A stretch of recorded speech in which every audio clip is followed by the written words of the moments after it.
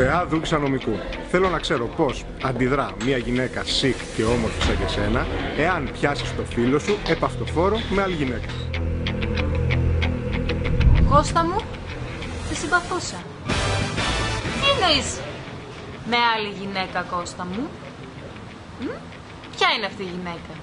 Και τι εννοείς ότι τον πιάνω επαυτοφόρο? Να τρώει, ας πούμε, μακαρονάδα σε ένα εστιατόριο έτσι επειδή έχουν μια επαγγελματική έτσι συζήτηση? Εκεί μια χαρά, θα είμαι πολύ ήρεμη, όπως πάντα. Αν όμως εννοείς το άλλο, Κώστα μου, νομίζω ότι θα το μετανιώσει πάρα πολύ και αυτός, αλλά και εκείνη η γλυκούλα, η αθώα, καθόλου αθώα κοπελίτσα. Δεν θα έχει μαλλιά, δεν θα έχει και δόντια, γενικά θα είμαι πολύ ψυχρή. Παναγία μου.